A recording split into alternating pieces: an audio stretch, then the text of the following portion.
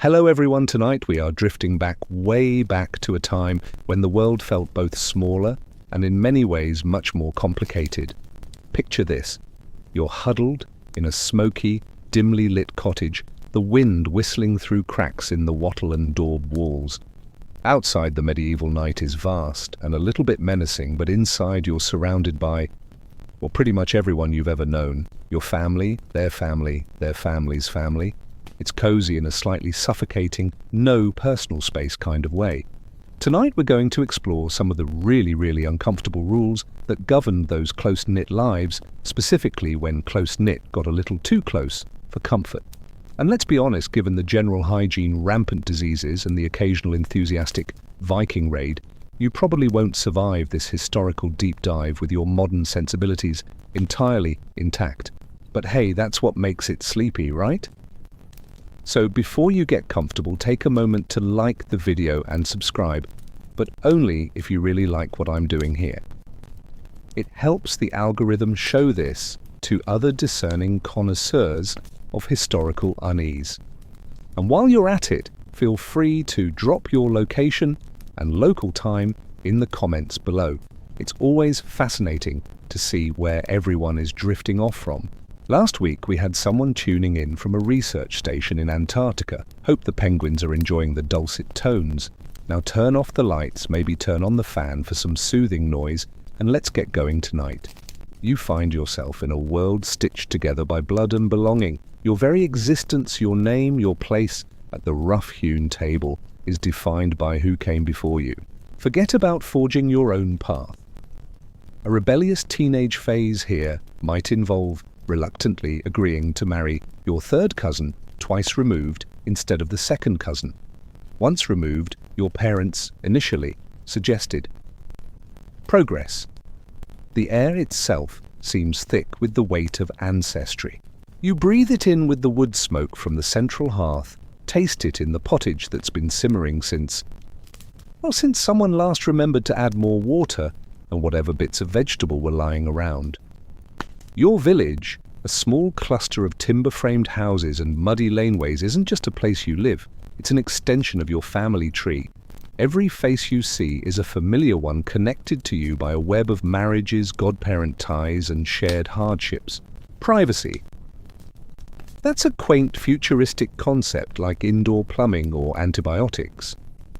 Your neighbors knew what you had for breakfast, mostly because they could smell it wafting through the thin partition, if there even was one, and also because it was probably the same watery gruel or hunk of dark bread they were gnawing on. Your joys were their joys, your sorrows their sorrows, and your business definitely their business. Lineage is everything. It's your social security number, your credit report, and your Tinder profile all rolled into one. Who your great-great-grandfather was could determine whether you toiled in the fields under the watchful eye of a reeve, or if you were perhaps the reeve himself, enjoying the minor perk of slightly less back-breaking labor. Authoritative historical fact here, the manorial system prevalent across much of medieval Europe bound peasants to the land, and their obligations and rights were often inherited, passed down through generations, like a well-worn, slightly smelly cloak. Your family name wasn't just a label, it was a story, a reputation, a set of expectations. Good luck trying to rebrand if your Uncle Edgar had a penchant for, say, accidentally leading the Lord's sheep into a bog. That sort of thing stuck. The world beyond your village is a hazy, almost mythical place. Shore traders might pass through smelling exotic like spices and soap. What a concept, or a traveling friar might bring news from the wider world, usually involving sin repentance and the ever-present need for donations. But your primary sphere, your universe, is local. Your marriage prospects are drawn from this limited pool. Forget swiping right.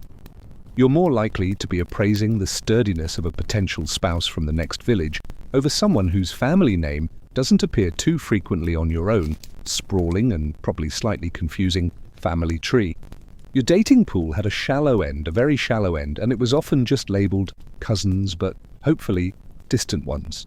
Please, oh please. Even your spiritual life is intertwined with kinship. Godparents, for instance, weren't just symbolic roles. They created spiritual kinship, a bond considered almost as strong as blood, and in some cases it added another layer of complexity to who you couldn't marry. The church, a vast and looming presence in every aspect of life, had a lot to say about who could join with whom, but we'll wade into those murky waters a bit later. For now, just understand that your soul's welfare was a communal concern, just like the mending of the village fence. Historians still debate whether the very idea of a nuclear family, as we understand it, 2 parents, a couple of kids, a dog, maybe a white picket fence, truly resonated with the lived experience of most medieval people. Families were often larger, more amorphous units with aunts, uncles, cousins, and various other relatives all crammed into small living spaces, sharing resources and responsibilities. Think of it as a perpetual, slightly less fun family reunion, without the awkward uncle doing magic tricks, because everyone was an awkward uncle and magic was generally frowned upon, unless it involved saints. And the little details of life, the things you might not even think about, were steeped in this sense of shared identity. The way you spoke the dialect that marked you as belonging to this valley, and not the one 3 hills over. The specific saints your family or village venerated. The local customs and festivals that punctuated the agricultural year, binding you together in shared ritual and more often than not shared ale. It's a comforting thought in a way, this deep sense of belonging, but it also means that your every action is observed, judged and catalogued within the collective memory. There are no secrets, or at least very few, that last for long. The very air hums with the unspoken rules, the traditions passed down through generations, shaping your world, your choices, your very understanding of who you are. And an odd little fact for you, some medieval thinkers believed that a child's character could be influenced by the alignment of the stars at the moment of conception, adding another layer of cosmic fatalism to your already heavily determined life. So if you turned out grumpy, it wasn't your fault. Blame Saturn or your parents for not checking their astrological charts. It's this intricate, inescapable web of kinship that forms the backdrop for our sleepy exploration. Tonight, a world where family isn't just important, it's the very fabric of reality. So you're there marinating in this rich stew of communal existence where everyone knows your second cousin's dog's name. But then, slowly, like the damp chill seeping through your worn leather shoes on a winter morning, you begin to perceive that this vast, interconnected web of family isn't quite as uniform as you once thought. Certain threads within this tapestry carry a different kind of tension, a faint hum of warning. You start to learn not through formal lessons with textbooks and PowerPoint presentations, oh the luxury, but through overheard whispers, sharp glances exchanged between adults, and the stories told by the old woman down the lane who has seen too many winters and probably remembers when dirt was invented.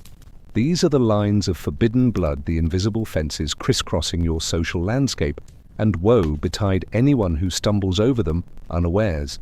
It's not just your immediate siblings or parents who are off limits for, shall we say, particularly close companionship. No, that would be far too simple for the medieval mindset, which seemed to delight in a good labyrinthine set of rules. Think of it as a board game designed by a committee of particularly pedantic theologians and lawyers, where the rule book is written in Latin, half the pages are missing, and the penalty for landing on the wrong square is, well, we'll get to that. You discover that your aunt's husband's sister's children might be out, or your own second cousin who you played with in the pigsty as a child sharing a turnip you'd pilfered. Suddenly they're on the do not touch with a 10-foot pole, or even a shorter, more socially acceptable pole list. The church, bless its cotton socks, or probably scratchy wool ones more realistically, had this whole system for calculating how related people were. It involved degrees of consanguinity, which literally means shared blood. For a long time they used a system where you counted generations up to the common ancestor and then down to the other person. Get to 7 and you were still too close for comfort. Imagine trying to keep track of that. You'd need a family tree the size of a moderately prosperous duchy and a dedicated scribe with very neat handwriting. The authoritative historical fact here is that the Fourth Lateran Council in 1215, a major ecclesiastical powwow, actually tried to simplify things by reducing the prohibited degrees from 7 to 4, using a more straightforward method of counting generations back to the common ancestor in each line. This was a huge deal, making it slightly less likely you'd accidentally propose to someone you were biblically forbidden from even sharing a particularly enthusiastic handshake with. It still meant, though, that your third cousins were generally a no-go zone. Suddenly your dating pool, already resembling a rather shallow puddle, got even smaller. You might start eyeing the eligible singles in the next valley with a new sense of urgency, hoping their family tree didn't look suspiciously like a mirror image of your own. And it wasn't just blood. Oh no, there was also affinity. This was the relationship created by marriage. So your wife's sister, absolutely not. Your deceased wife's cousin, still dicey. Your son's wife's mother, don't even think about it. It was like a complicated set of ghostly connections that lingered even after people died.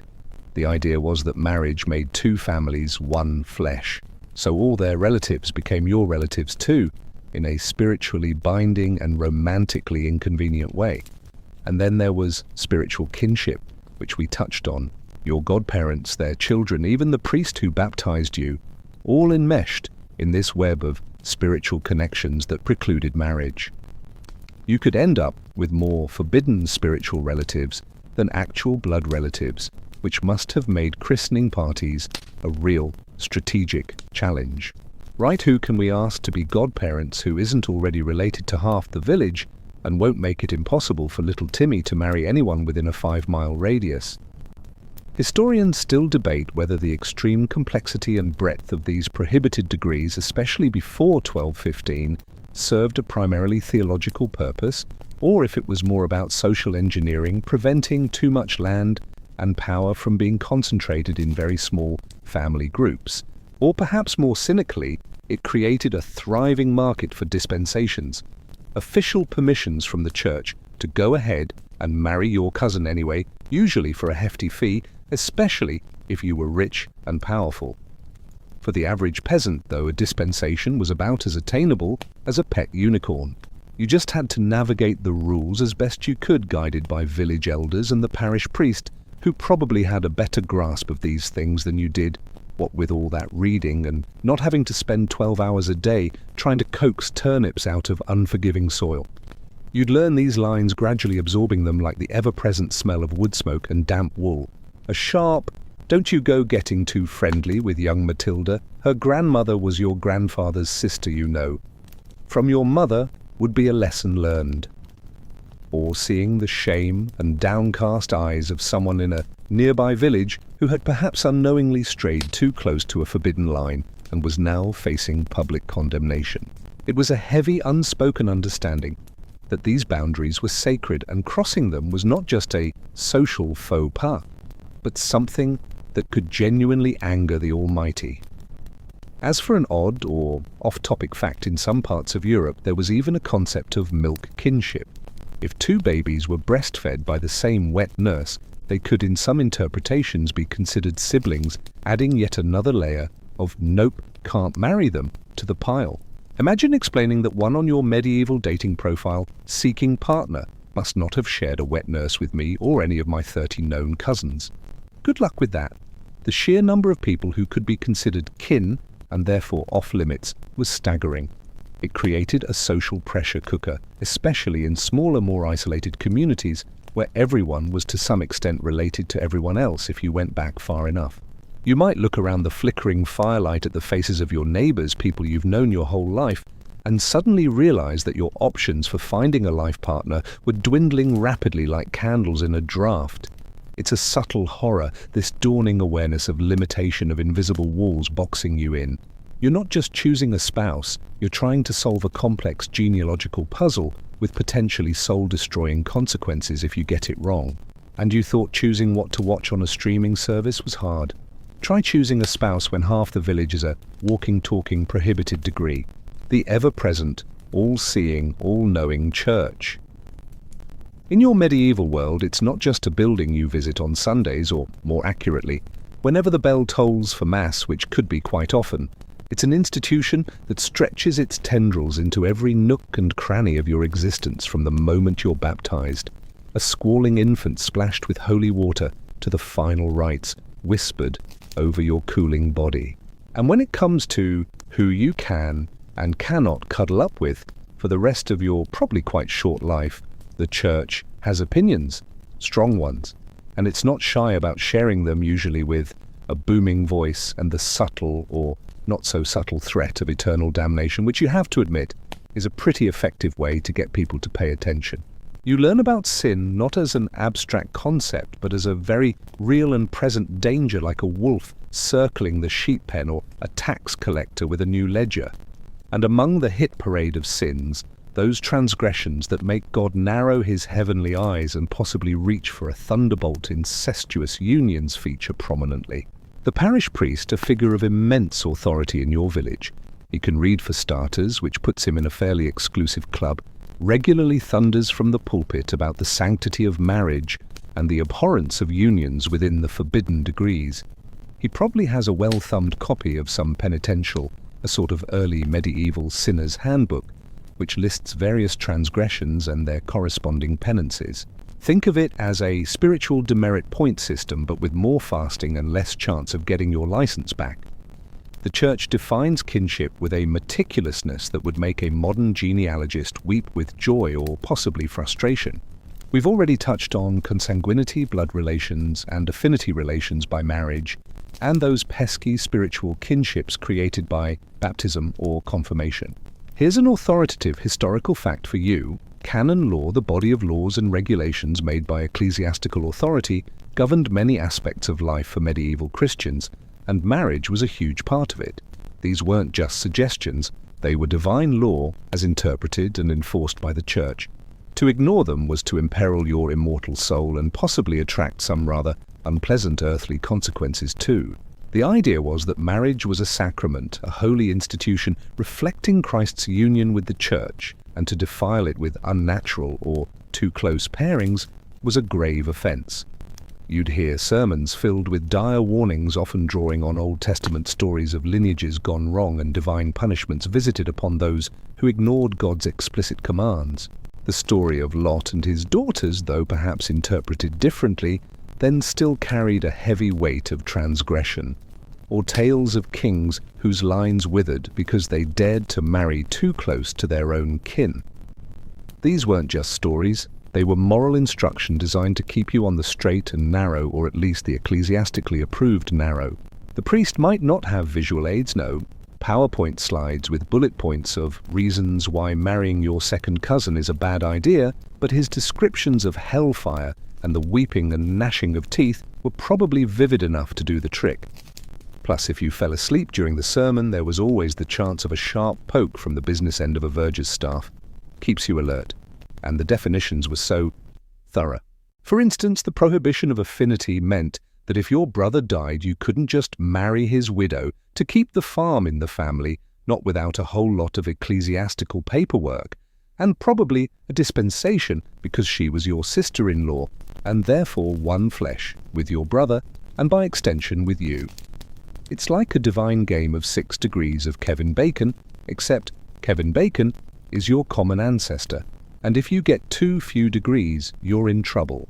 Historians still debate the exact origins and evolution of some of these complex affinity rules, particularly how much was based on older Roman law, Germanic tribal customs, or purely theological reasoning.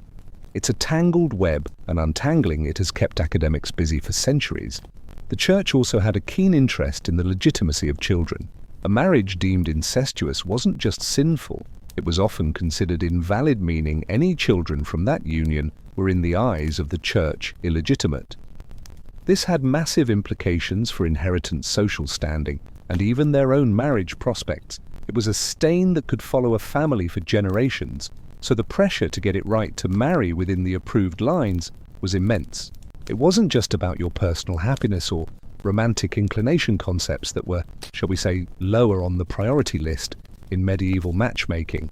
It was about social order, divine law, and the very fabric of the community. Imagine the local priest poring over his records, perhaps with a knotted string or a rudimentary chart, trying to help two young people, or more likely, their parents, figure out if their proposed union was permissible.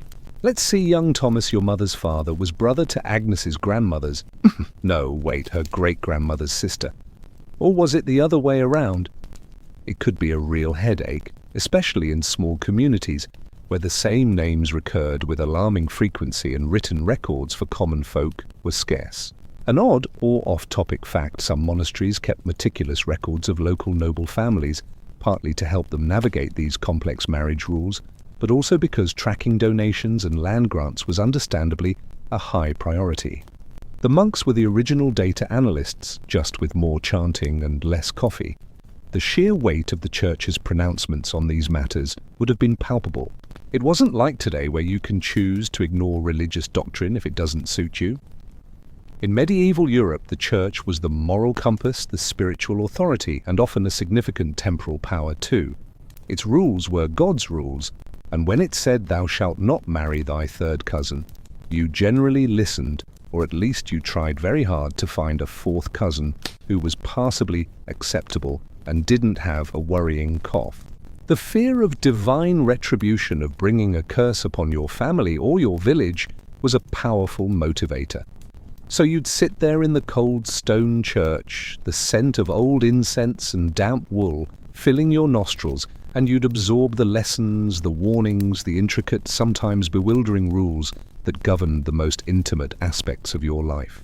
It was all part of the package of medieval existence, as unavoidable as the changing seasons or the Lord's demand for a share of your meager harvest.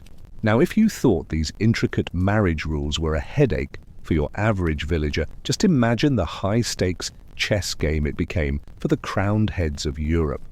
For your local peasant, an ill-advised marriage might lead to public penance and a stern talking to from the priest.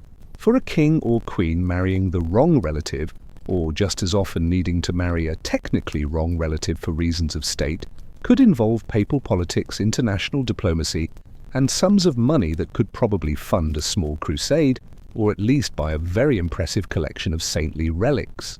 You get to observe from a safe, peasant-level distance, of course, how the powerful and a bit too interbred navigated this theological minefield, often with the kind of creative flexibility that only truly desperate monarchs can muster. Royal families, you see, had a particularly tricky problem. Their dating pool was even smaller than yours, if you can believe it. They generally only wanted to marry other royals to maintain the purity of their oh-so-blue blood, consolidate power forge alliances, and acquire new territories without the messy business of actually fighting for them, though they did plenty of that too. This meant that after a few generations of enthusiastic intermarriage, pretty much every eligible prince or princess in Europe was related to every other eligible prince or princess in about 17 different ways. Darling, I'd love to unite our kingdoms, but isn't your great-aunt Matilda also my grandmother's second cousin once removed on her mother's side? And didn't we share a wet nurse at that awkward christening in '98? It was a genealogical Gordian knot. This is where the Pope came in. As the head of the Western Church, he held the ultimate authority to grant dispensations, those lovely little get-out-of-jail-free cards that allowed people to marry within the normally forbidden degrees of consanguinity or affinity. And kings and queens were his most frequent and often most generous customers. Here's an authoritative historical fact for you. The process of obtaining a papal dispensation for a royal marriage could be lengthy, expensive, and fraught with political maneuvering. Papal legates would be dispatched, arguments would be made, genealogies, sometimes creatively edited, would be presented, and hefty donations to the church, wink wink, nudge nudge, would often smooth the path considerably. It was a classic case of it's not what you know, it's who you know, and how much gold you're willing to part with. Remember Henry VIII of England.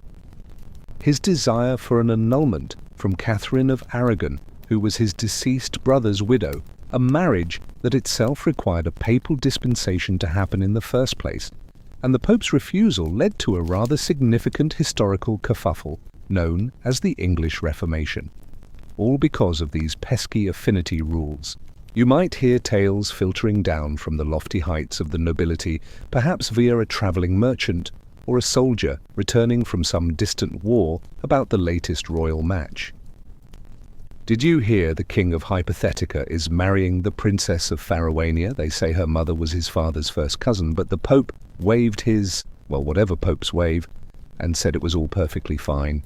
Cost a fortune in gold, I reckon, but now they won't go to war over that disputed turnip patch on the border.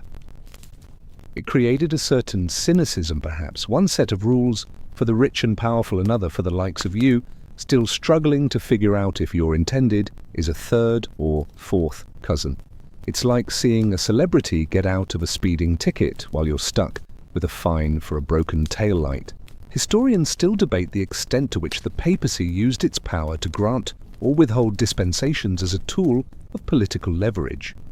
Was it purely about upholding canon law, or was it sometimes a way to reward allies, punish enemies, or influence the balance of power in Europe? The answer is probably a bit of all of the above.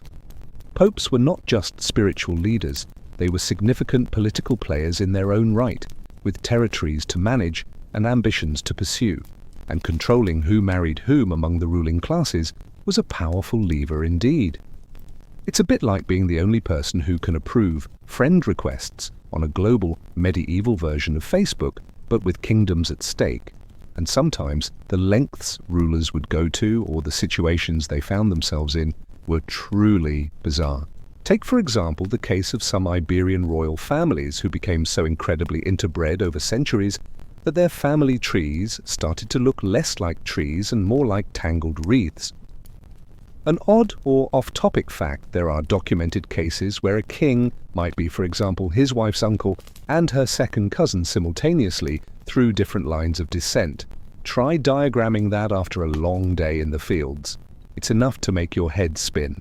And these weren't just abstract concerns. The high rates of infant mortality and genetic disorders in some of these tightly knit royal lines were often, though not always, explicitly linked to this practice by contemporary observers who might attribute it to divine displeasure at such close unions, even if they were papally sanctioned.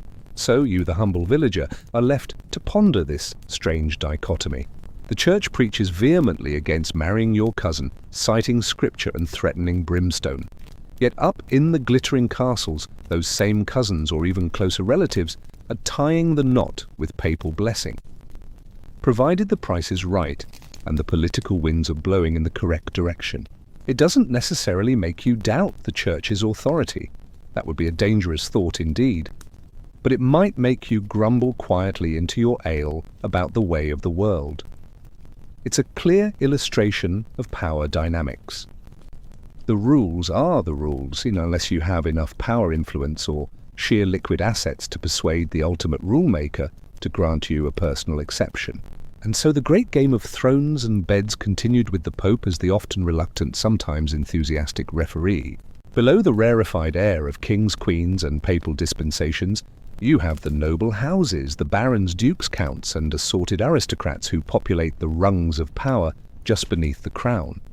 For these families, life is also a constant balancing act, a delicate dance between ambition, legacy, and the ever-present, often inconvenient rules about who can marry whom. They might not be negotiating directly with the Pope for every single nuptial agreement, but the pressure to maintain their status, expand their lands, and secure their lineage through good marriages is immense, and sometimes good meant closely related, which brought its own set of risks and raised eyebrows, even if it didn't always trigger a full-blown international incident. Think of these noble families as operating in a slightly larger but still quite exclusive dating pool than the royalty. They couldn't just marry any old commoner, heaven forbid. That would dilute the precious blue blood and weaken their standing. So they tended to marry other nobles, often from neighboring territories or families with whom they wished to forge alliances or settle old disputes. Though let's be honest, marrying into a feuding family could also just create new and more complicated feuds. My dear, your Uncle Reginald did burn down our ancestral pigsty, but I'm sure we can move past that for the sake of this strategically vital union and the 12 cows you're bringing as dowry. This meant that much like the royals' noble families often found themselves looking at a marriage market where everyone was at least a little bit related to everyone else. Cousin marriages were common sometimes out of genuine affection, one hopes, but more often out of cold, hard calculation. The primary goal for many noble families was the consolidation and expansion of their estates. Land was power, land was wealth, land was everything. And what better way to acquire a nice chunk of strategically located land than to marry the heiress who comes with it? If that heiress happens to be your second cousin, well, that's a detail that can often be managed. Perhaps a local bishop might be persuaded to grant a dispensation if the reasons were compelling enough, or if a generous donation was made to the cathedral building fund. Authoritative historical fact. Many noble families kept detailed genealogical records, often in the form of books of hours, or family chronicles, not just for piety or pride, but as practical tools for navigating inheritance laws and crucially identifying suitable and permissible marriage partners. These weren't just sentimental keepsakes, they were vital legal and social documents. Knowing your lineage back 7 generations wasn't just bragging rights, it was essential for marital strategy. However, this tendency towards marrying within a relatively small circle of other noble families wasn't without its perceived perils. While the church might be somewhat flexible for the powerful, there was still a lingering sense even among the nobility that repeatedly marrying too close to the bone wasn't ideal. You'd hear whispers perhaps about certain families known for their eccentricities, or those whose children seemed less robust than others. While the science of genetics was centuries away, people weren't blind. They could observe patterns. If a noble house consistently produced sickly heirs or had an unusual number of childless marriages after generations of cousin marrying, it might be put down to bad luck, a divine curse for some forgotten sin, or just maybe a subtle acknowledgement that perhaps widening the gene pool wasn't such a bad idea after all. Though good luck convincing Lord Reginald of that when Lady Annabel comes with 3 fertile valleys and a strategically important river crossing. Priorities, you know. Historians still debate the actual biological impact of consanguineous marriages among the European nobility versus the perceived impact. While modern genetics tells us that marrying close relatives does increase the risk of recessive genetic disorders, the extent to which this was a major factor in the decline of specific noble lines in the medieval period is complex and hard to prove definitively from historical records alone. Other factors like disease warfare, poor diet, and sheer bad luck also played significant roles, but the perception was certainly there, often colored by religious anxieties about breaking taboos. It's like how people today might avoid walking under ladders. Is it truly dangerous or just a superstition? For medieval nobles, marrying a third cousin might have felt a bit like tiptoeing near a spiritual ladder. And then there was the issue of disputed inheritances. If a marriage was later deemed invalid due to being within the forbidden degrees, perhaps a rival family brought it to the church's attention. Conveniently, any children from that union could be declared illegitimate. Imagine the chaos, lands and titles thrown into dispute, opportunistic relatives crawling out of the woodwork to make their own claims, and potentially years of messy legal battles in ecclesiastical courts. It was a powerful incentive to either get your dispensations in order or to be very, very sure about your new bride's great-aunt's lineage. An odd or off-topic fact, some elaborate medieval board games like the Game of Goose involved navigating a track with various hazards and rewards. You can almost imagine a noble version where landing on accidentally married your niece sends you back to start minus your lands and titles. That would certainly liven up family game night. So while your noble lord and lady might be dining on roasted swan and sipping wine from jeweled goblets, a far cry from your pottage and ale, they too are caught in this web of kinship rules. Their choices are constrained, their ambitions shaped by the need to marry strategically, and if possible marry someone who isn't too obviously their first cousin. They are playing a high-stakes game for land power and legacy, and the rulebook is ancient, complex, and occasionally subject to revision if you have enough influence.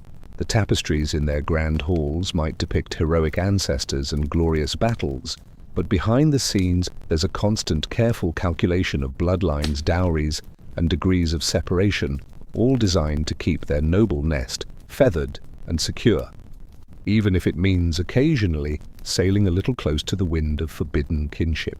All right, let's clamber down from the lofty heights of noble halls with their strategic marriages and tapestries depicting suspiciously similar-looking ancestors. We're heading back to your village, to the smoky, crowded, and distinctly less perfumed reality of peasant life. Here the concerns aren't so much about consolidating vast estates or forging alliances with distant duchies. They're about survival, about having enough hands to work the land, enough support in times of sickness or hardship, and finding a partner who won't, run off with the neighbor's prize pig or prove incapable of churning butter.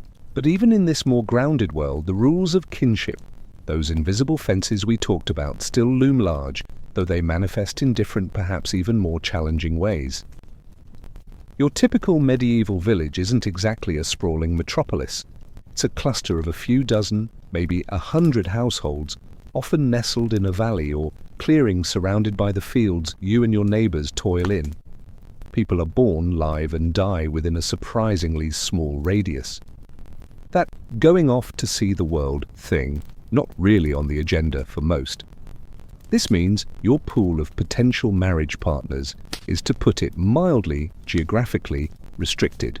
You're looking at the eligible singles in your own village and maybe, if you're feeling adventurous, the next village over, provided you can get there without being waylaid by wolves or less than friendly outlaws. This inherently limited choice creates a fertile ground for, shall we say, genealogical complications. After a few generations of everyone marrying their neighbors, it's highly likely that you're related to pretty much everyone in a 5-mile radius in at least 3 different ways. Keeping track of who is a safe bet and who is a definitely not that's your mother's cousin's nephew becomes a vital, if unwritten, community skill. And then there's the living situation. Privacy, as we've established, is a luxury you can't afford, like silk underwear or a day off. Peasant houses are often small, 1 or 2 room affairs frequently shared not just with your immediate family, but sometimes with extended relatives, lodgers, and possibly even a few select livestock in winter for warmth. Nothing says romantic ambiance like sharing your sleeping space with a particularly gassy goat. Authoritative historical fact. Archaeological evidence from medieval peasant dwellings often shows a lack of internal partitions, suggesting communal living spaces where multiple generations or family units cohabited. This close, constant proximity, while fostering a strong sense of community and mutual support, could also blur boundaries and create situations where attractions might form between people who, according to the church's complex rules, really shouldn't be attracted to each other. It's not necessarily malicious, it's just human nature in a confined space. When your only options for social interaction outside of back-breaking labor are the 20 people crammed into the same hut, things can get complicated. The church's rules about consanguinity and affinity still apply to you, the humble turnip farmer, just as they do to Lord Reginald. The parish priest is still there to remind you of them, and the fear of sin and divine retribution is just as potent. But for you, obtaining a dispensation is almost certainly out of the question. You don't have sacks of gold or influential uncles in Rome, so you have to be much more careful, or perhaps circumstances sometimes force you into difficult choices. What if the only available reasonably healthy and not entirely disagreeable potential spouse in your age group is your third cousin? Do you risk the church's wrath and social condemnation? Or do you face the prospect of remaining unmarried, which in medieval society often meant a much harder and more precarious existence, especially for women? These were not easy decisions. It's the kind of practical problem that doesn't always make it into the heroic epics, but was a daily reality for many. Historians still debate how strictly these marriage prohibitions were enforced at the village level, especially in more remote or isolated communities where the priest might be the only literate person and direct oversight from higher ecclesiastical authorities was infrequent. Were there folk understandings of the rules that were perhaps a bit more flexible than the official doctrine? Did communities sometimes turn a blind eye to unions that were technically forbidden but practically necessary, as long as they weren't too egregious, like, say, marrying your actual sibling? That was generally a universal no-no. It's hard to say for sure, as the records for common folk are much scarcer than those for the nobility. We get glimpses from court records when things went wrong, but the everyday negotiations and compromises often went unrecorded. It's like trying to reconstruct ancient traffic laws by only looking at accident reports. And the pressure to marry and have children was immense. Children were your future workforce, your social security in old age, if you lived that long. An unmarried adult, especially a woman, could be seen as a burden on the community or their family. This societal expectation, combined with limited options, could push people towards unions that might be on the genealogical edge. An odd or off-topic fact. In some medieval communities, there were local customs and rituals around courtship that were surprisingly boisterous and public, like charivari or rough music, where the community would loudly and mockingly serenade couples whose unions were considered inappropriate for some reason, perhaps a large age gap or one partner remarrying too quickly, or, yes, a suspected too close kinship. It was a form of social policing, a way for the community to express its disapproval, sometimes with a rather Rabelaisian sense of humor involving pots, pans, and effigies. Imagine having your slightly questionable engagement reviewed by a panel of your drunkest neighbors banging spoons on buckets. No pressure. So you're tilling your strip of land in the common field, your back aching, the sun beating down, or more likely, a cold rain soaking you to the bone. You glance over at the person working the next strip. You've known them your whole life. Their grandfather and your grandmother were siblings. The priest says that's a problem, but they're strong, they're kind, or at least not actively malevolent, and your parents think it's a good match.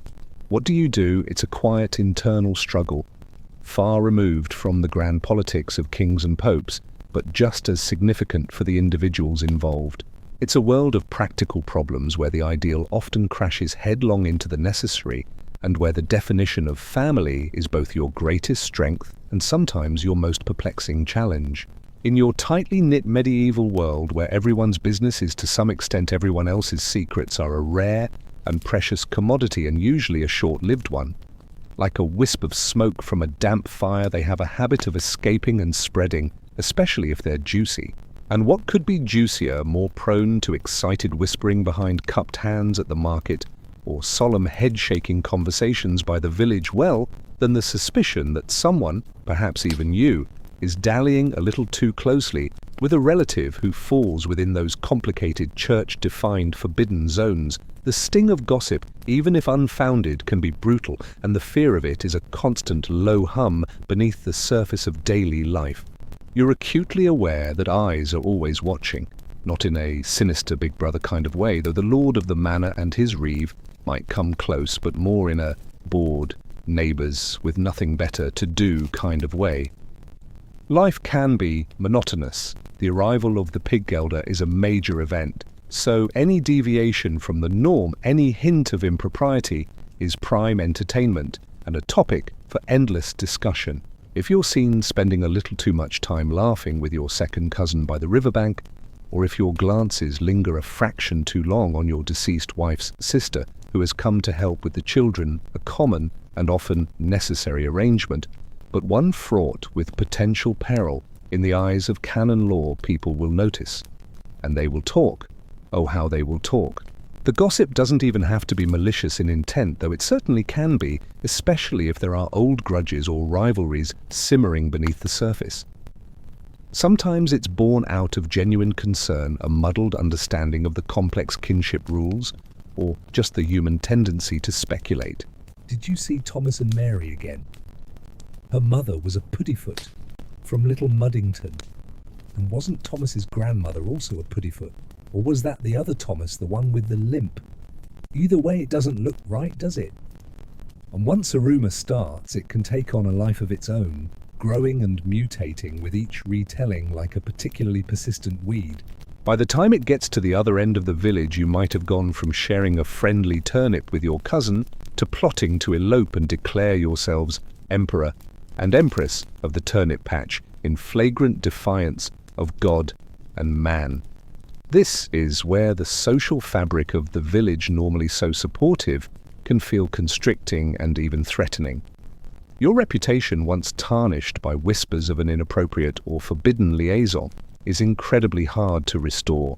Authoritative historical fact. Ecclesiastical court records from the medieval period are filled with cases of defamation, where individuals sued others for spreading slanderous rumors, often related to sexual impropriety or accusations of heretical beliefs.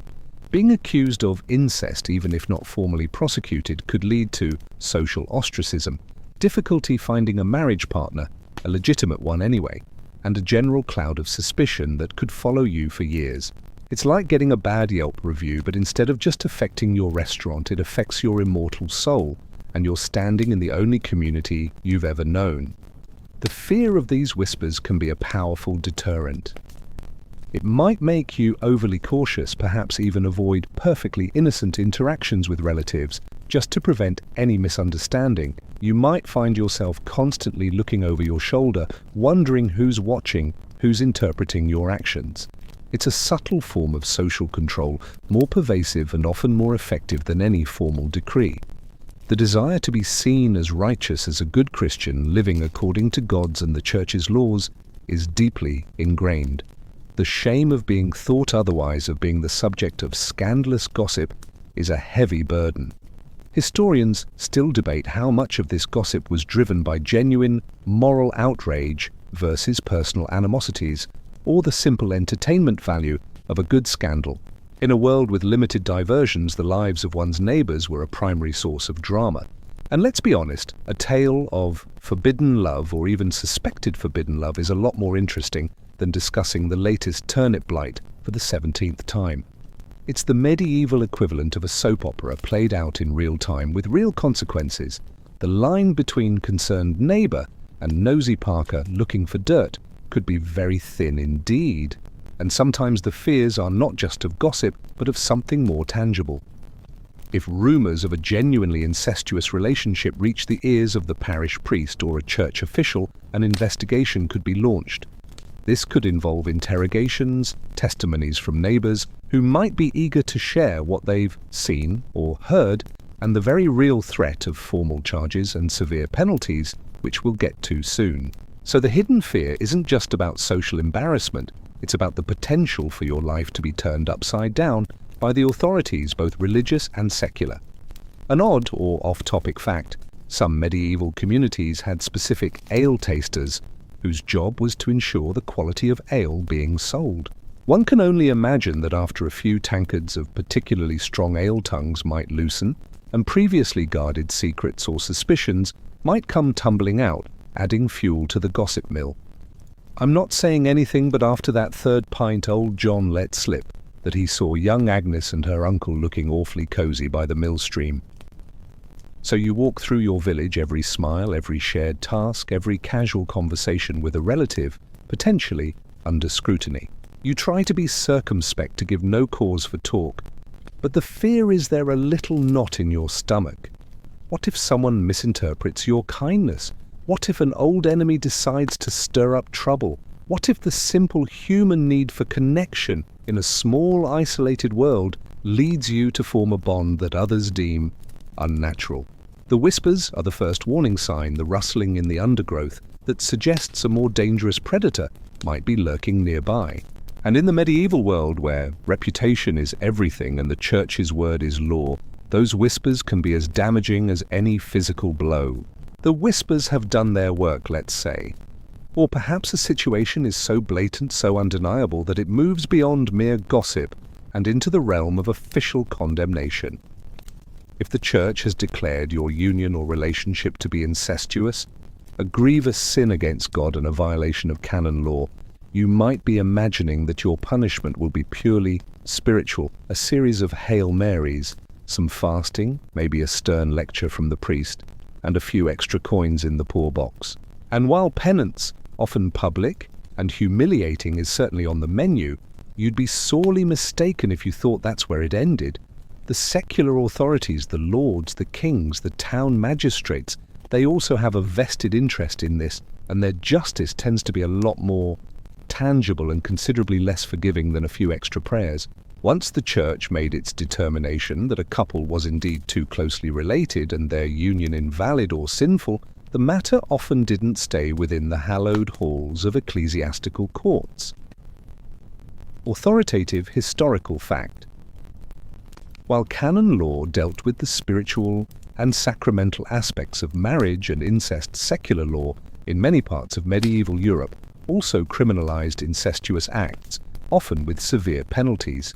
This wasn't just about saving your soul, it was about upholding public order, maintaining social stability as they saw it, and demonstrating the ruler's piety by punishing such transgressions. The two arms of justice, church and state, often worked in concert, or at least in parallel when it came to these crimes against nature. So what kind of secular punishments are we talking about? Well, they weren't pleasant. This isn't a slap on the wrist and a don't do it again. Depending on the specific laws of the region, the perceived severity of the incest marrying a first cousin might be treated differently than a relationship with a sibling, for example, though both were deeply condemned, and your social standing. Yes, that old chestnut again. Nobles sometimes got slightly less brutal treatment, or at least more options for commuting sentences. The penalties could range from hefty fines and confiscation of property to imprisonment, banishment, or even capital punishment. Yes, you heard that right. In some places and times, the penalty for what was deemed a particularly egregious incestuous relationship could be death. And medieval methods of execution were, shall we say, notoriously uncreative in their brutality, but highly effective in their finality. Think burning, hanging, or other equally grim spectacles designed as much to punish the offender as to terrify anyone else who might be contemplating similar transgressions. Imagine the scene. You've been denounced. Perhaps your neighbours, fueled by righteous indignation or that strong ale we talked about, have testified against you. The priest has confirmed that yes, your wife is indeed your father's brother's daughter's daughter, or some other complicated but undeniably forbidden connection. The ecclesiastical court has pronounced its judgment. Now you're dragged before the Lord's steward or a royal judge. There's no jury of your peers in the modern sense, no fancy lawyer arguing mitigating circumstances unless you're very wealthy and can hire a canon lawyer. But even then they're arguing before the church court, not usually the secular one for this. The judgment is swift. Banishment, if you're lucky, means being cast out from your home, your community, everything you've ever known to wander as an outcast, likely to starve or fall prey to bandits. Confiscation of property means your family is left destitute. Imprisonment in a medieval jail is not a rehabilitative experience. It's a dark, fetid hole where disease and despair are your constant companions. Historians still debate the frequency with which the most extreme penalties, like death, were actually carried out for incest, especially for relationships further out on the consanguinity chart. It's likely that for many common folk, particularly for unions that were borderline or where the crime was discovered after many years, public penance fines and the forced dissolution of the marriage were more common. However, the threat of these severe punishments was always there, a very large stick, to ensure compliance with both religious and societal norms. The law codes from the period are quite explicit about the potential for harsh sentences. For example, some Germanic law codes prescribed death by fire or drowning for certain forms of incest. It wasn't an idle threat. And the public nature of these punishments was key. Just as penance was often performed publicly, think standing barefoot in a rough shift outside the church doors for weeks on end or being paraded through the village while being jeered at, secular punishments were also frequently spectacles. An execution or a public flogging served as a grim warning to the entire community. This, the authorities were saying, is what happens when you defy God's law and the king's peace.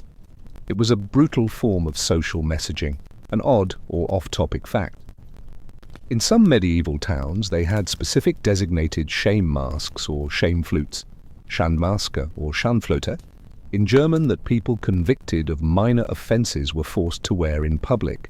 While not typically used for incest, which was rarely considered minor, it shows the medieval penchant for public humiliation as a form of punishment and social control.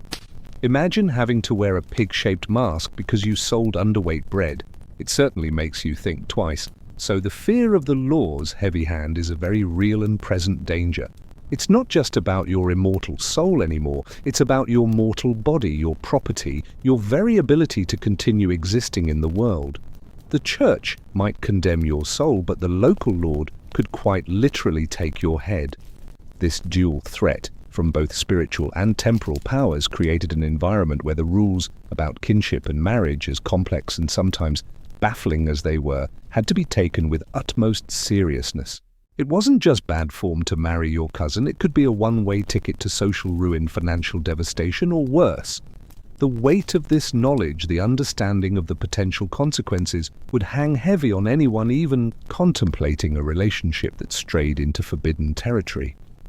It's a sobering thought enough to make anyone double-check their family tree just in case. Beyond the stern pronouncements of the church and the grim threats of secular law, there's another layer of fear that permeates your medieval world when it comes to forbidden unions, the fear of God's direct and often spectacularly unpleasant intervention in the affairs of mortals. It's one thing to worry about the priest's disapproval or the king's executioner, but it's quite another to believe that your actions could cause the heavens themselves to open up and unleash, or pretty much anything bad you can imagine. You are taught from the moment you can understand language that sin, especially a sin as unnatural and abominable as incest, invites divine retribution not just upon the individuals involved, but potentially upon their entire community. It's like everyone in the village is in the same slightly leaky boat, and if someone starts drilling holes in the bottom, everyone risks going down. The belief in an active interventionist God is absolute. This isn't a distant deistic clockmaker God who wound up the universe and then went on vacation. Oh no. The medieval God is watching, always. And he has opinions particularly about who's sleeping with whom. If a community is perceived to be tolerating or harboring grievous sin within its midst, then that community is essentially painting a giant bullseye on itself for all sorts of divine displeasure. And what does this divine displeasure look like? Think of the greatest hits of medieval misery: famine, plague, drought, floods, murrains, diseases that wipe out livestock, freak storms, and all manner of unsettling omens and portents. If the crops fail for 3 years running, or if a mysterious illness starts carrying off the children, it's not just bad luck or poor sanitation, though let's be fair. Sanitation was generally appalling. No, the first question on many people's minds would be, who has angered God, and how do we appease him before things get even worse? You'd hear it in the sermons, of course. The priest would connect the dots with terrifying clarity. The rains have not come, my children, and the fields are barren. Do you not see? This is a sign that sin festers among us. We must root it out, confess and repent, lest we all perish. Authoritative historical fact. Chronicles and historical accounts from the medieval period frequently interpret natural disasters, epidemics, or unusual celestial events like comets or eclipses as signs of divine anger or warnings of impending doom, often linked to the perceived moral failings of society, including sexual transgressions. There was a direct causal link in the popular imagination between collective sin and collective suffering. It's a heavy burden of responsibility for everyone. Your private actions could have very public and very dire consequences for your neighbors. Makes you think twice about, well, anything that might be construed as festering sin. So if a village is known or even strongly suspected to harbor a couple engaged in an incestuous relationship, the fear and anxiety levels among the populace would skyrocket. Every misfortune, every downturn in luck could be attributed to this ongoing offense against God. Did old man Hemlock's prize so suddenly die? It must be because of Thomas and Agnes shacking up, even though they're second cousins once removed. Did a lightning bolt strike the church steeple? A particularly bad sign. Clearly God is not happy with the goings-on down by the mill. This created immense social pressure on individuals to conform and on communities to police themselves and root out such abominations before everyone suffered the consequences. It's a potent form of communal blackmail, divinely sanctioned. Historians still debate how much of this fear was a top-down imposition by the church to maintain control, and how much was a genuine bottom-up folk belief, a way of making sense of a harsh and often unpredictable world. It's likely a complex interplay of both. The church certainly provided the theological framework, but the anxieties about crop failure disease and inexplicable misfortune were very real and deeply felt by people whose lives were so closely tied to the whims of nature. Attributing these calamities to sin provided an explanation, however terrifying, and also a potential solution: repentance, penance, and the purging of the offending sin. It offered a semblance of control in a world where true control was often elusive. Think of it as a cosmic cause and effect. If you stop sinning, maybe the rain will come or the plague will pass. It's a desperate hope, but hope nonetheless. And the signs could be everywhere if you were looking for them. An odd or off-topic fact: medieval bestiaries illustrated books describing various animals, real and imaginary, often imbued them with symbolic meanings. The appearance of certain creatures or animals behaving in unusual ways could be interpreted as omens. For instance, a dog howling at a particular house or a flock of crows settling on a roof might be seen as a sign of impending death or misfortune, possibly linked to some hidden sin within. It's like the whole natural world was a giant divinely coded message board, and you were constantly trying to decipher the warnings. The cat's been walking backwards and sneezing in Latin again, Martha. I tell you, it's that business with young Elara and her uncle. God's not pleased. This fear of collective punishment, of divine wrath raining down on everyone because of the sins of a few, is a powerful, pervasive force. It fosters an atmosphere of suspicion and mutual surveillance. It makes people quick to point fingers, eager to identify the source of God's anger, lest they too be consumed by it. It's a far cry from a gentle, forgiving spirituality. This is a faith of awe, of fear of the constant pressing need to appease a powerful and easily offended deity. And in this worldview, few things are believed to offend him more than the unnatural commingling of forbidden kin. So you watch the skies, you eye your neighbors, and you pray that everyone in your little boat is rowing in the same sin-free direction. Because the alternative is a storm of biblical proportions, and you probably don't have an ark handy. The fear of divine wrath raining down famine and plague is one thing, a rather abstract, if terrifying concept. But there's another much more personal and visceral fear associated with incestuous unions in your medieval world: the belief that such transgressions lead to cursed blood and result in blighted births, unhealthy offspring, or even monstrous children. This isn't just about God punishing the community. This is about the sin manifesting itself directly in the flesh and blood of the next generation, a tangible, horrifying mark of transgression. You see, or at least you hear, tales of the supposed physical consequences visited upon the children born of such forbidden pairings, and it's enough to curdle your ale. In a time before genetics was understood, when infant and child mortality rates were heartbreakingly high, even in the best of circumstances, any child born with a physical deformity, a debilitating illness, or even just failing to thrive could be viewed with suspicion if there was any hint of irregularity in their parentage. And if the parents were known or suspected to be too closely related, well, then the cause was obvious, at least to the medieval mind. It was God's judgment or nature itself recoiling in horror, marking the child as the product of sin. Authoritative historical fact. Medieval medical and theological texts often discussed the concept of monstrous births, children born with severe deformities. While some explanations were naturalistic for the time, many linked such births to the moral or spiritual state of the parents, including sins like adultery, blasphemy, or significantly incest. The child became a walking or perhaps crawling testament to the parents' transgression. Imagine the scene in your village. A child is born with a clubfoot, a cleft palate, or perhaps is simply perpetually sickly and weak. If the parents are a respected couple married with the church's blessing and no hint of consanguinity, it's a tragedy, a sorrow to be borne with piety and resignation. But if there have been whispers about the couple, if their grandmothers were sisters, or if one is the other's godparent's child, then the interpretation shifts. The child isn't just unfortunate, it's marked.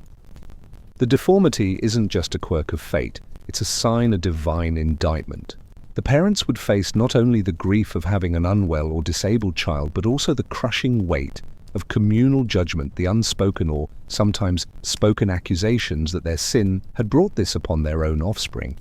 It's a double burden of sorrow and shame. You'd hear stories, of course, passed down through generations, often embellished, with each telling about the terrible fates of children born from forbidden unions. Tales of children with animalistic features, or those who never learned to speak or who were plagued by fits and madness. These stories served as potent warnings, far more immediate and terrifying than abstract theological arguments. It's one thing to be told you'll displease God, it's another to be told your child will be born with scales and a forked tongue, an exaggeration perhaps, but the fear was real. It's the medieval equivalent of a particularly gruesome public health campaign poster. Marry your cousin, and this might happen. Historians still debate how much these beliefs were rooted in actual observation versus superstitious fear, and the need to find scapegoats for congenital conditions that were not understood. It is true that sustained intermarriage within a small gene pool can increase the incidence of certain recessive genetic conditions. So it's plausible that communities might have anecdotally observed higher rates of certain health problems in families that frequently intermarried, even if they didn't understand the biological mechanism.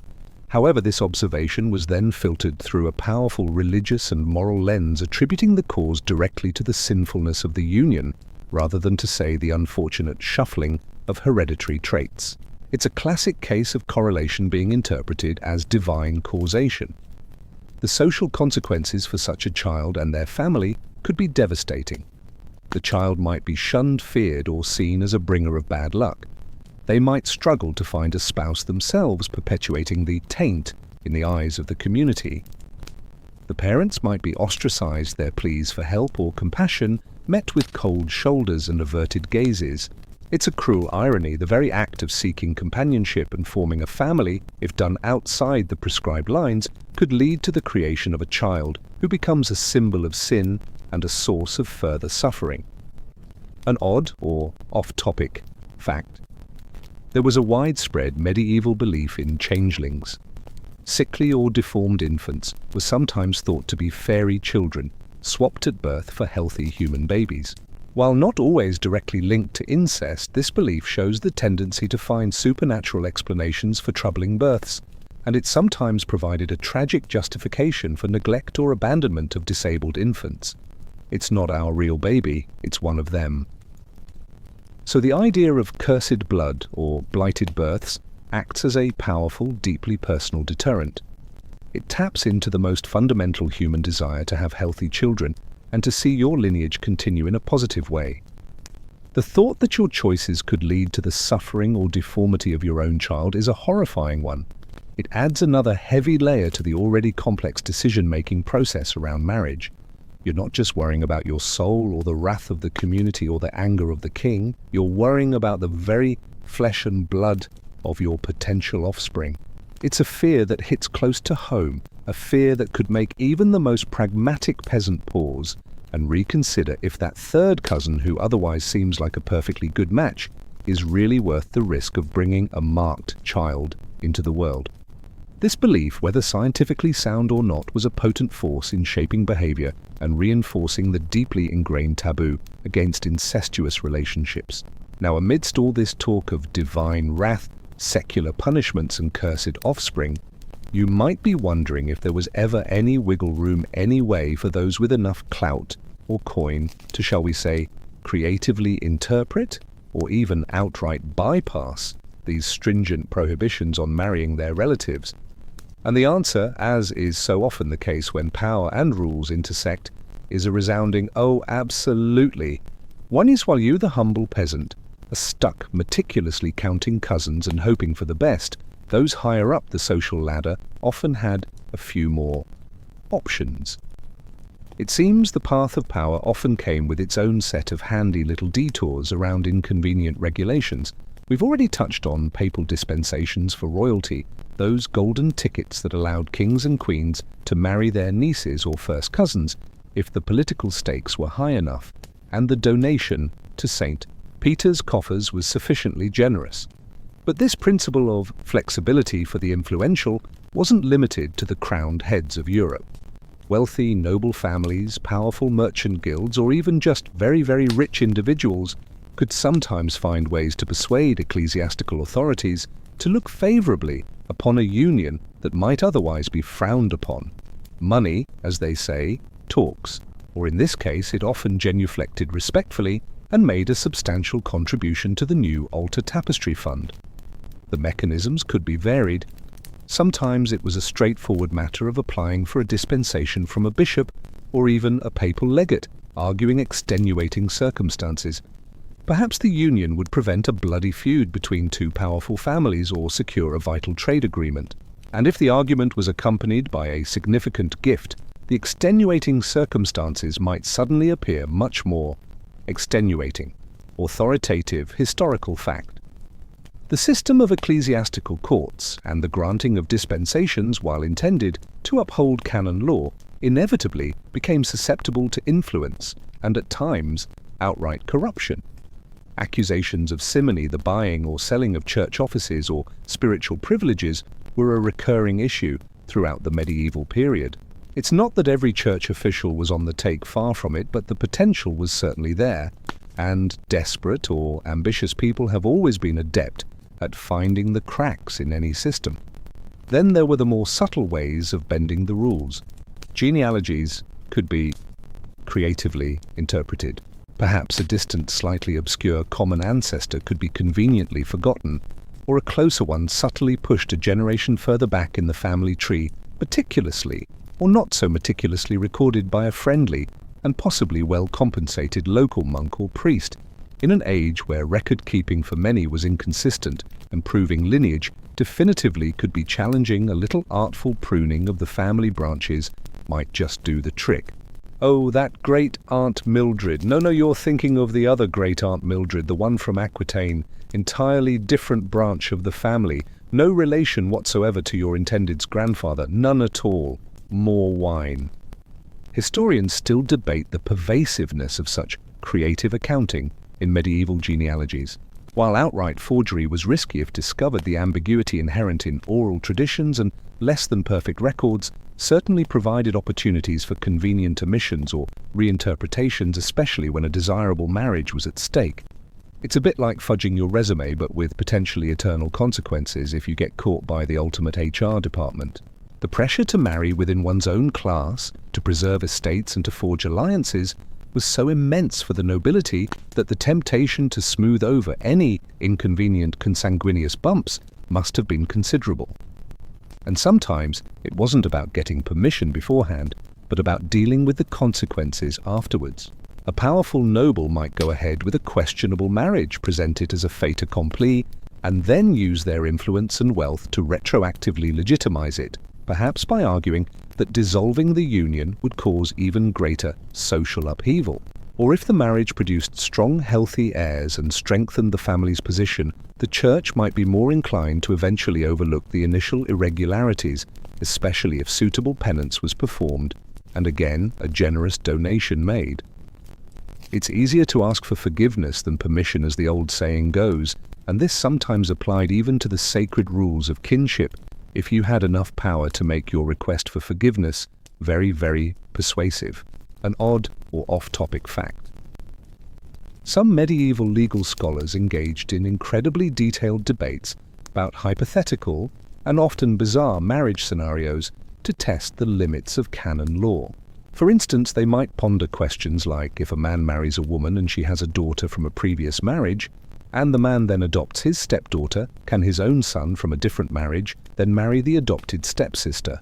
These were the kind of brain twisters that kept canon lawyers employed and probably fueled a lot of late-night candle-lit arguments.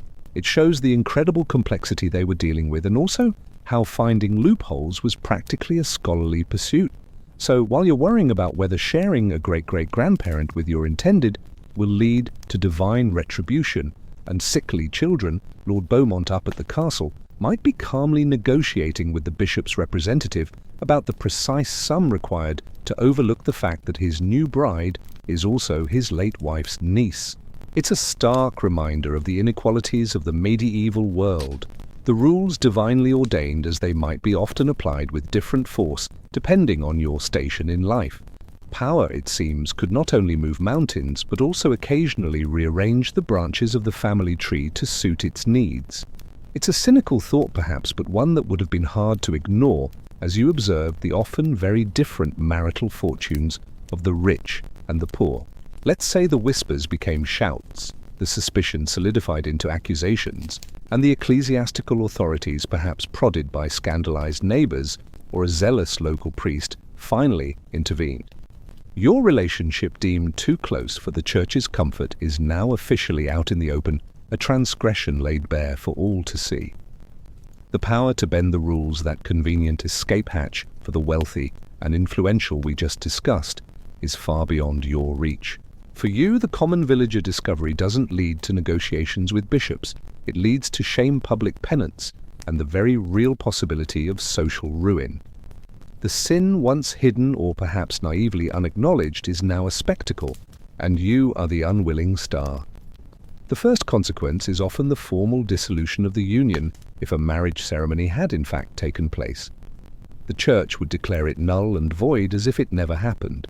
Any children from this marriage would likely be declared illegitimate, a devastating blow to their social standing and future prospects.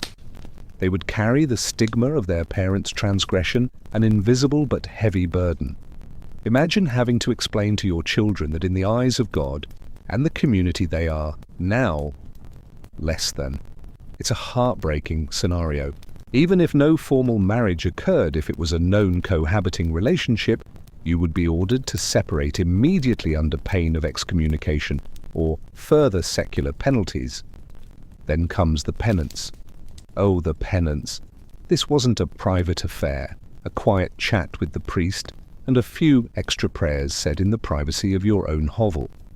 Medieval penance for serious sins, especially public ones like a known incestuous relationship, was designed to be just that, public and humiliating. Authoritative historical fact. Public penance in the medieval church could take many forms, often tailored to the nature of the sin. For sexual transgressions, especially those considered scandalous, it might involve being paraded through the village or town barefoot and clad only in a simple linen shift, even in winter.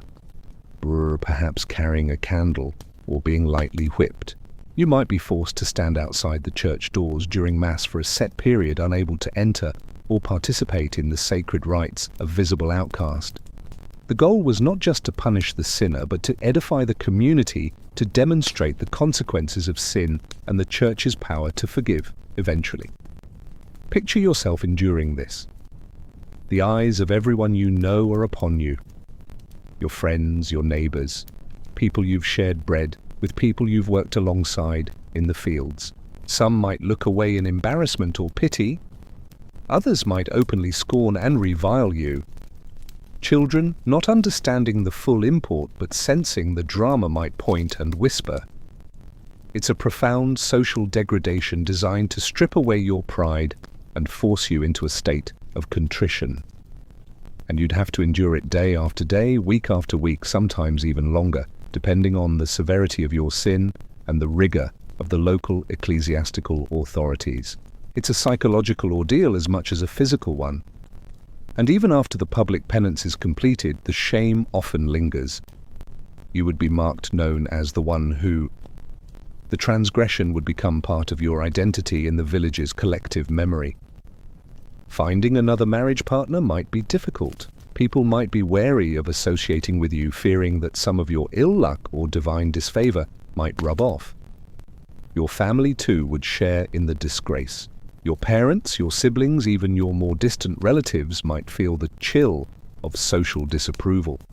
In a world where family honor and reputation are paramount, bringing such shame upon your kin is a heavy burden to bear. Historians still debate the extent to which individuals could truly reintegrate into their communities after enduring such public penance for a sin like incest.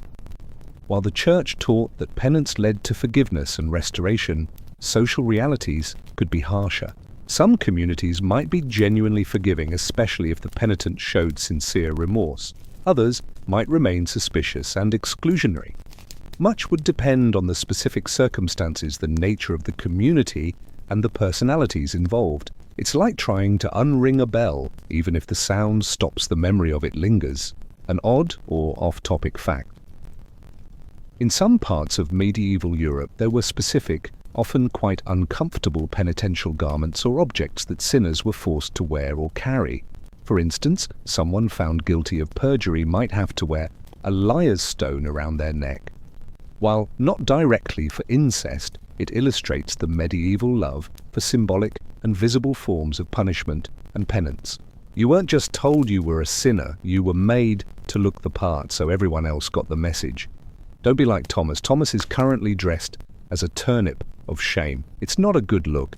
So the sin is uncovered and the shame must be endured. It's a brutal process of public reckoning.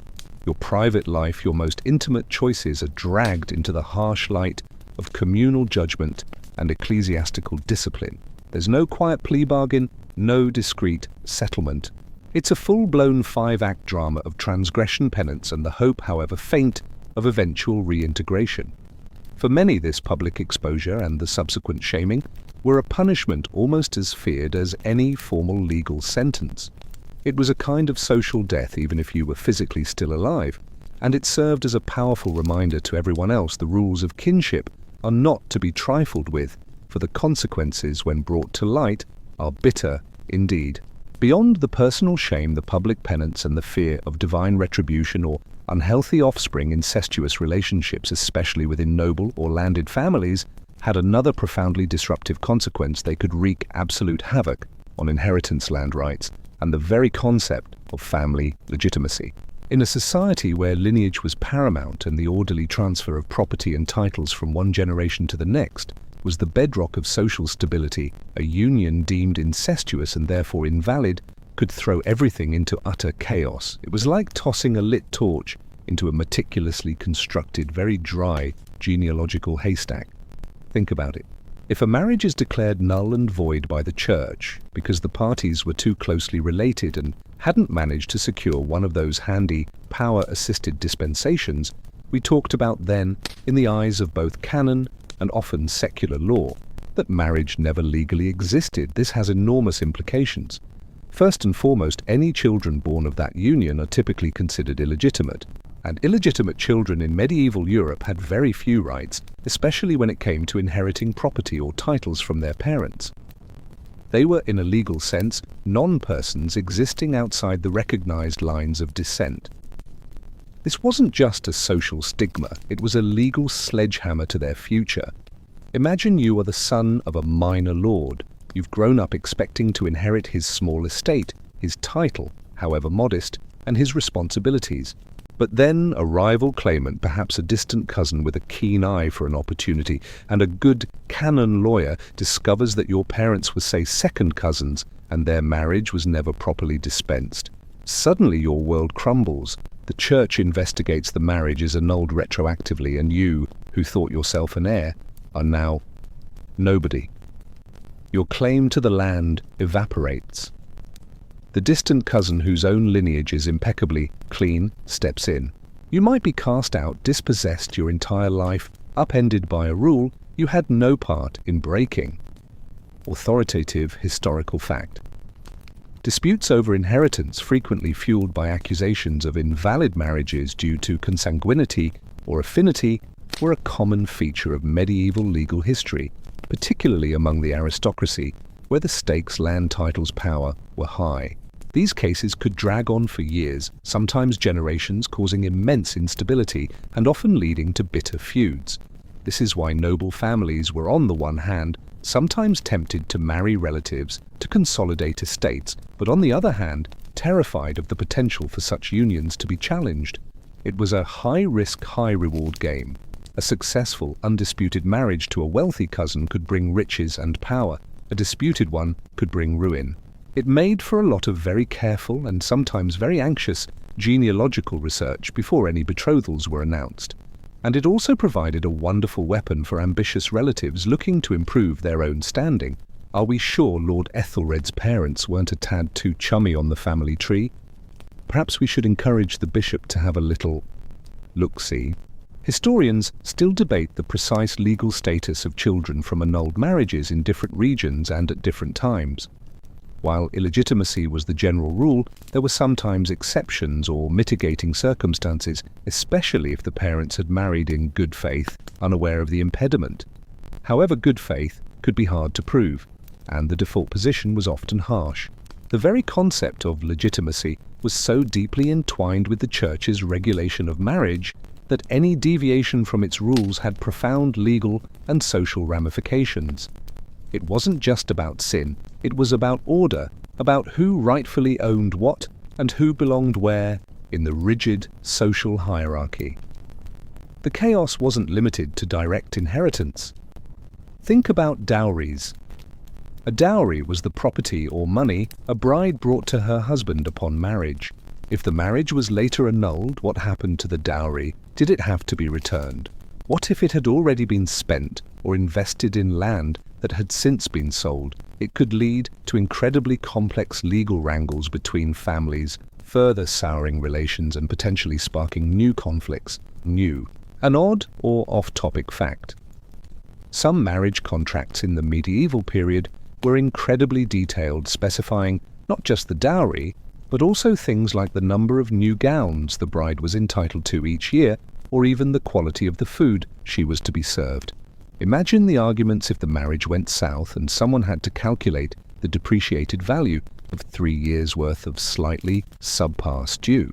So the revelation of an incestuous union could send shockwaves through the entire extended family and even the wider community. It called into question not just the moral standing of the individuals involved, but the very legitimacy of their lineage, their claims to property, and their place in society. Lines of succession carefully planned for generations could be instantly broken. Alliances forged through marriage could crumble. The neatly ordered world of feudal obligation and land tenure, so dependent on clear lines of inheritance, could be thrown into a state of bewildering uncertainty. It's another powerful reason why the prohibitions against incest were taken so seriously, even by those who might have been tempted to bend them. The potential for systemic chaos, for the unraveling of the social and economic fabric, was a threat that even the most cynical lord had to respect.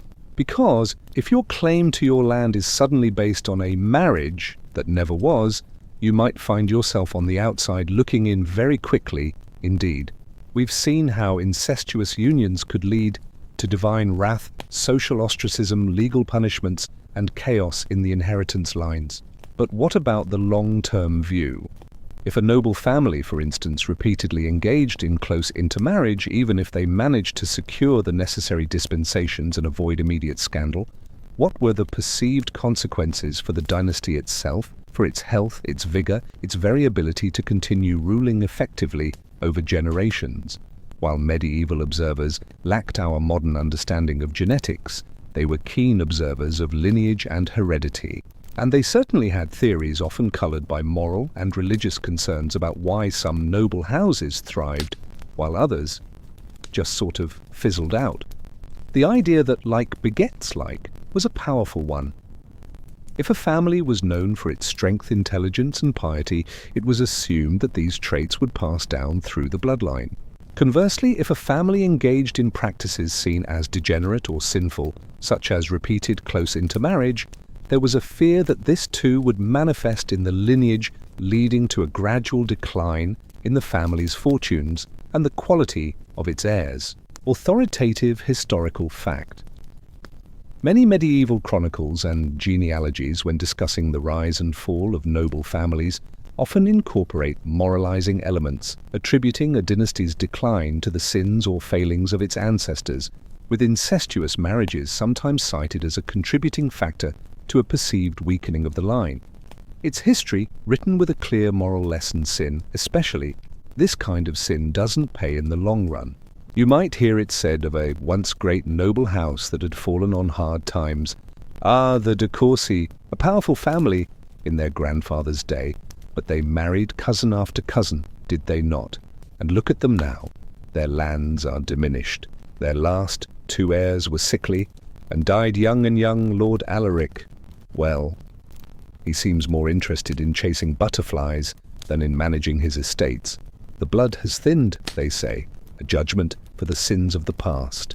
Whether this thinning of the blood was a genuine biological phenomenon, or a convenient explanation for incompetence, bad luck, or simply changing political fortunes, is hard to disentangle. But the belief was potent.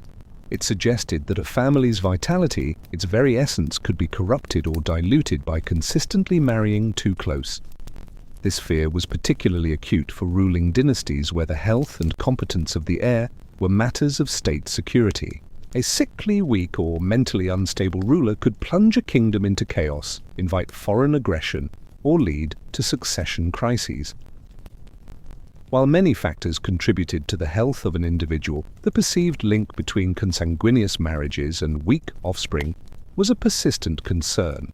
Think of the Habsburg dynasty in later centuries. Though our focus is medieval, the pattern is illustrative and had earlier roots famous for its pronounced jawline, a trait exacerbated by generations of intermarriage.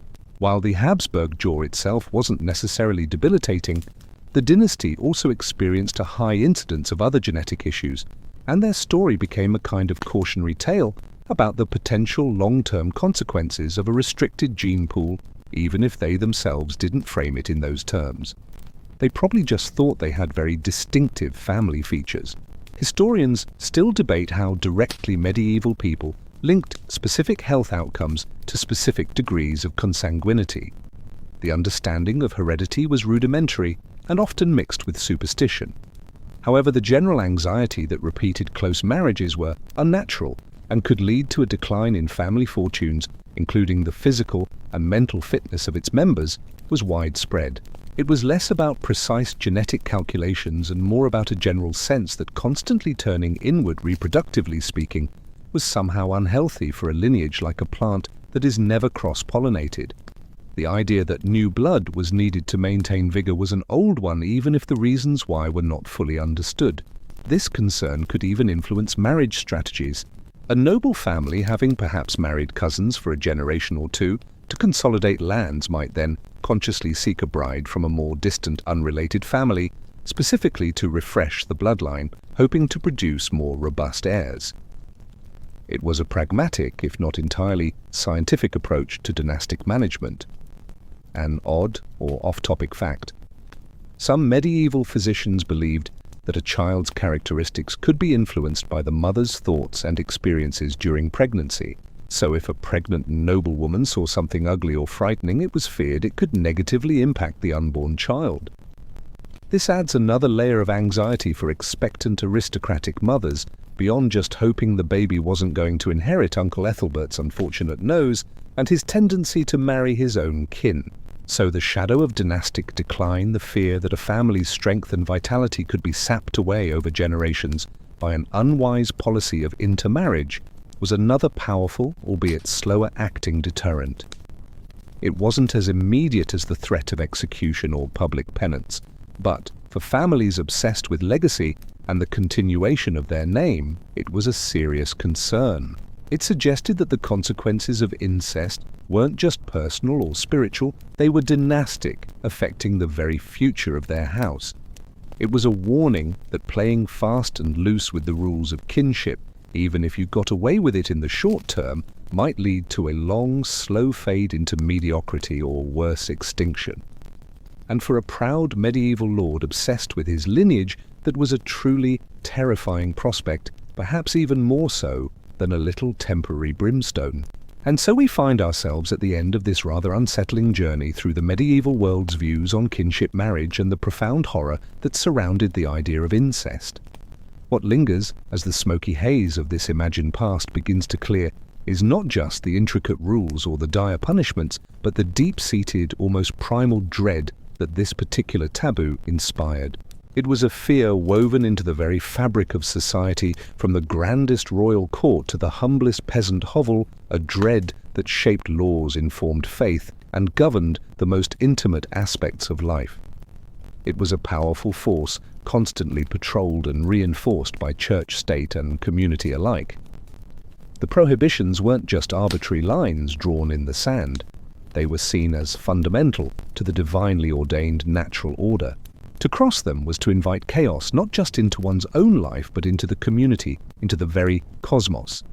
The fear was multi-layered fear of God's wrath manifesting as plague or famine, fear of secular justice with its brutal penalties, fear of social ostracism and the ruin of one's reputation, fear of deformed or sickly offspring, a visible sign of transgression, and even the fear of long-term dynastic decline, the slow withering of a family line.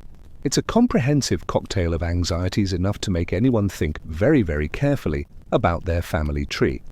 You, as our medieval observer, have seen how these rules were meticulously defined by the Church with its complex calculations of consanguinity and affinity. You've witnessed how the powerful sometimes sought to bend or bypass these rules through dispensations often at a hefty price, creating a subtle tension between divine law and earthly influence. You've felt the oppressive weight of village gossip and the very real threat of public penance and shame. You've understood how accusations of incest could shatter inheritances, destroy legacies, and throw the orderly succession of property and titles into utter disarray. Authoritative historical fact. The Council of Trent in the 16th century, part of the Catholic Counter-Reformation, would reaffirm and further clarify many of the Church's marriage laws, including those related to impediments, like consanguinity, underscoring the enduring importance of these rules well beyond the medieval period. The concern didn't just fade away with the advent of ruffled collars and slightly better plumbing. What's perhaps most striking is the pervasiveness of this dread. It wasn't confined to theologians debating obscure points of canon law. It was understood at a gut level by ordinary people. The stories of blighted births, the sermons thundering against unnatural unions, the visible spectacle of public penance. These all serve to continually reinforce the taboo, to embed it deep within the collective consciousness. It became part of the shared moral landscape, a boundary line that most people, most of the time, were deeply reluctant to cross, not just because they feared punishment, but because they genuinely believed it to be profoundly wrong, offensive to God, and dangerous to society. Historians still debate the ultimate origins of the incest taboo, tracing its roots back into pre-Christian societies and exploring its various anthropological and psychological dimensions. Is it a learned behavior, a social construct designed to prevent genetic problems and promote wider social alliances, or is there a more innate evolutionary aversion at play? In the medieval context, however, the explanation was clear and unambiguous. God had forbidden it, and that was reason enough. The why was less important than the what, and the what was a resounding "thou shalt not." And yet, despite the prohibitions, the punishments, and the pervasive dread transgressions did occur. Human desire, loneliness, ignorance, desperation, or sometimes just plain bad choices meant that the lines were occasionally crossed. And when they were, the societal reaction was often swift and severe, a testament to just how seriously this taboo was taken. An odd or off-topic fact for our final section. In some medieval romances and epic poems, characters sometimes unknowingly fall in love with or marry close relatives, leading to tragic revelations and often catastrophic consequences. These literary tropes mirrored and reinforced the real-world anxieties surrounding incest, serving as dramatic, cautionary tales for their audiences. Even in fiction, the theme was potent. So as you drift away from this medieval world, perhaps with a newfound appreciation for modern dating apps and easily accessible genealogical databases, remember that feeling of profound societal horror. It was a cornerstone of their moral universe, a defining feature of how they understood family, community, and their place in God's creation. The dread was real, the consequences were severe, and the shadow of this ancient taboo loomed large over every cradle, every courtship, every marriage bed. It was a world where knowing your cousins, all of them, was not just good manners, but a matter of profound and sometimes terrifying importance.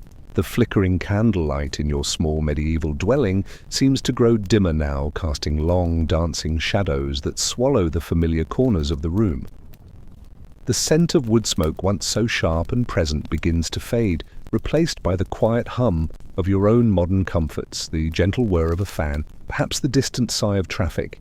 The anxieties of that distant era, the intricate webs of kinship, the fear of divine displeasure and social ruin begin to recede like a tide pulling away from the shore, leaving behind only the faintest echoes in your mind. The weight of those ancient rules, the oppressive scrutiny of the community, the very real terror of transgressing lines of forbidden blood. These things belonged to a world vastly different from your own, a world where survival itself was a daily struggle, and where the boundaries of permitted love were drawn with a stern and unyielding hand. You can let go of that tension now, that feeling of being watched, of navigating a minefield of potential sin and devastating consequence. The choices faced by those distant ancestors, the burdens they carried, are not yours to bear. Allow the stories, the images, the faint whispers of that medieval past to dissolve into the darkness. They were but fleeting glimpses into lives lived long ago under pressures and beliefs that, while fascinating to explore from the safety of your own time, can now be gently laid to rest. Feel the softness of your own bed, the peace of your own quiet room. There are no sermons thundering here, no accusing eyes, no fear of blighted harvests or cursed lineages. There is only the stillness of the night and the gentle invitation of sleep. Let the complexities and the horrors of that distant world drift away like smoke on the wind, leaving you with a sense of quiet gratitude for the world you inhabit now and the freedom, however imperfect, that it offers. The night is deep and rest is calling. Good night. End of script. Good night.